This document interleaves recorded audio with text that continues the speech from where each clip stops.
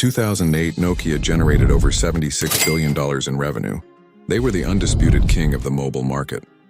Just a few years later, they had exited the industry entirely, losing nearly all their market share. It seemed like bankruptcy was inevitable as executives fled the sinking ship, but one man refused to accept it. This is the story of how a single decision destroyed Nokia and how another man brought it back to life. Nokia's growth had been staggering. Their revenue in 1996 was $7.5 billion.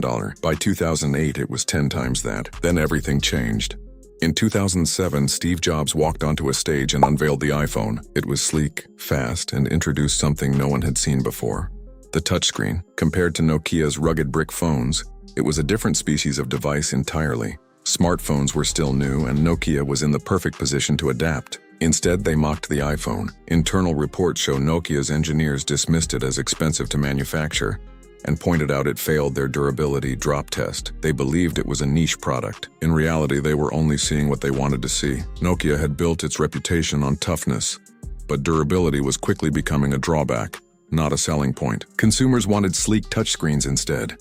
In 2008, HTC and Google released the T-Mobile G1, the first phone running Android. By then, Nokia had realized its mistake. Their answer was the N97, a 5-megapixel camera, a slide-out keyboard, double the iPhone's storage, GPS, and a touchscreen. Nokia was so confident they called it the iPhone killer. It was anything but. The device was clunky, the screen unresponsive, and its real weakness was software. Nokia's Symbian operating system, once an asset, had become a liability. At launch, Nokia's App Store had roughly 500 applications. Apple's had over 100,000. The N97 was a failure, and Nokia knew something had to change. That change arrived in September 2010, when Nokia named Stephen Elop as its new CEO. Elop had previously led Microsoft's business division, where he pushed the company into cloud technology and was known as a change agent. Nokia badly needed change. What it got instead had consequences no one anticipated. On his first day, Elop called a mandatory company-wide meeting, later documented in the book Operation Elop by former Nokia employees. Cameras were banned, security sealed the doors, and Elop delivered what became known as the Burning Platform memo. He told employees that Nokia was standing on a burning platform, that Apple had redefined the smartphone with a closed but powerful ecosystem, and that Symbian could no longer compete. He framed the fight as a war of ecosystems, not just devices. The speech was meant to galvanize the company. Instead, it leaked to the public, damaging Nokia's brand, tanking sales, and rattling shareholders. Elop wasn't concerned.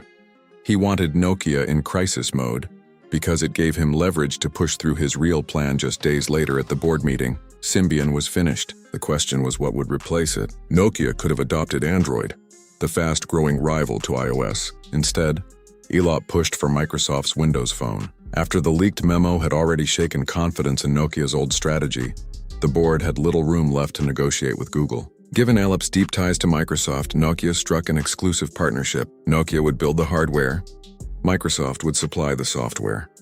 In February 2011, Elop announced the new strategy publicly. Symbian would be phased out in favor of Windows Phone. Microsoft poured billions into the partnership for development and marketing. But Nokia was already bleeding money, posting a $368 million loss that quarter compared to a $227 million profit the year before. Then came the products. The Lumia 800 and Lumia 710, they were doomed from the start. The interface was so unconventional that users effectively had to relearn how to use a smartphone. Microsoft's requirements didn't help either. Windows Phone at the time only supported single-core processors, while competitors had moved to dual and quad cores. Storage was limited. There was no front-facing camera. And worst of all, developers largely ignored the platform. The exact ecosystem problem Elop had warned about in his own speech became the reason his strategy failed. Throughout this period, questions grew about where Elop's true loyalty lay. Board members later said he was making major decisions independently, without keeping them informed, including finalizing the Microsoft partnership only the night before it was announced to the world. Between November 2011 and April 2014, Nokia sold 52 million Lumia phones total. Samsung matched that volume in about 2 months. By 2014, the partnership had clearly failed, and Elop made his move. He left Nokia to return to Microsoft, taking much of Nokia's mobile leadership with him. Microsoft acquired Nokia's Devices and Services division for $7.2 billion, and Elop became president of its new mobile devices group. Before Elop joined Nokia, the company held 33% of the global market. When he left, it had less than 3%. Microsoft could absorb the loss. In 2016, it sold off the phone business for just $350 million and moved on. Nokia had no such cushion. It was left with a cumulative $4.9 billion loss and no phone division at all. To most consumers, Nokia simply disappeared. But Nokia wasn't dead. While the phone division collapsed under Elop, another part of the company was quietly thriving. Nokia's Solutions and Networks division had been unprofitable, but under Rajiv Suri, appointed to lead it in 2009, it became one of the most stable, profitable parts of the business by 2014, effectively keeping the rest of Nokia afloat. That same year, Suri was named Nokia's new CEO. His approach was the opposite of Elop's. No bold gambles, no dramatic pivots, just discipline. He restructured the company, cut costs, and used proceeds from the Microsoft deal to fund a major share buyback, rebuilding shareholder confidence. With Nokia stabilized financially, Suri turned to the company's real opportunity: telecom infrastructure. In 2015, Nokia acquired Alcatel-Lucent for $16.6 billion, gaining Bell Labs and its portfolio of over 29,000 patents.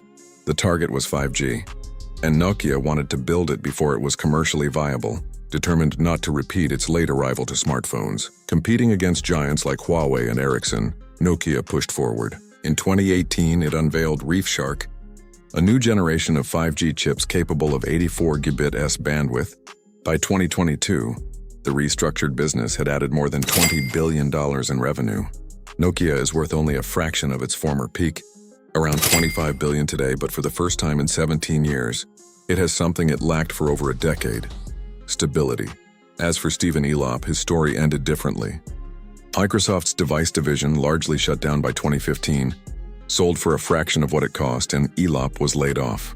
His career never reached the same heights again. Rajiv Suri, meanwhile, saved the company he'd stayed loyal to, through patience and long-term discipline rather than bold bets. Both men made defining decisions.